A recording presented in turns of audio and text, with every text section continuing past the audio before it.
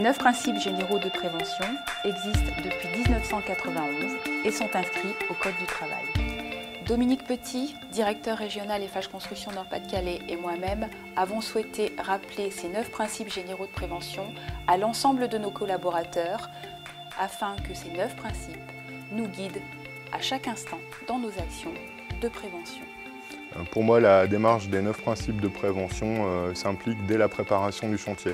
Je vous citerai comme exemple le chantier des logis douaisiens à Douai, où on a rencontré une contrainte importante au niveau des talutages de terrassement en liaison avec des réseaux avoisinants.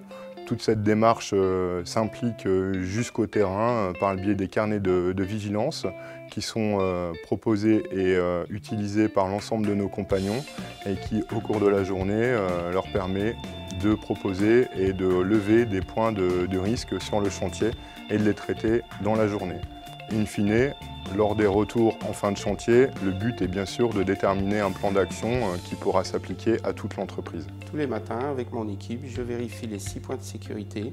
Dès qu'il y a un problème, on le corrige, on remplit cette petite feuille, on donne au chef de chantier qui remonte l'information et on en parle en quart d'heure sécurité. Nous, on reçoit les fiches des compagnons ou chefs d'équipe, prend note avec le conducteur de travaux de ce qui est marqué sur la fiche. Sur le dernier chantier que j'ai effectué, on a fait un choix technique beaucoup plus coûteux, mais beaucoup plus pratique pour les compagnons. Le fait qu'il était beaucoup plus cher en location, on l'a regagné en coût de main d'œuvre. Nous sommes amenés à raccorder des bungalows électriquement.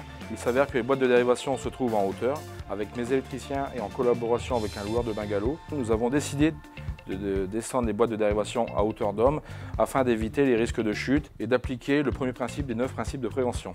C'est le service achat en partenariat avec le service matériel et un fournisseur.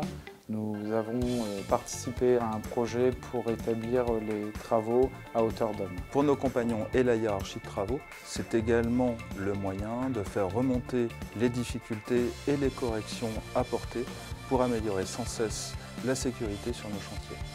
Les informations recueillies à travers les fiches de vigilance sont une source intéressante pour l'élaboration de nos documents uniques et la rédaction des plans d'action qui en découlent. Dans la profession du BTP, on sait bien que pour descendre nettement en dessous de 15 en taux de fréquence, il faut que chacun soit et se sente vraiment impliqué.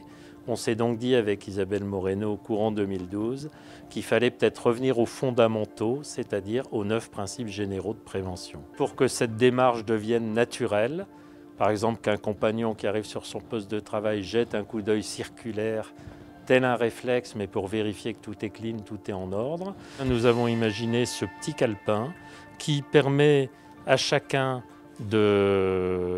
d'échanger avec sa hiérarchie pour signaler et revenir dessus au moment du quart d'heure sécurité, signaler les anomalies, voir comment on les a rectifiées et ainsi que ce réflexe devienne vraiment une culture de chacun de nos compagnons et une culture de notre entreprise.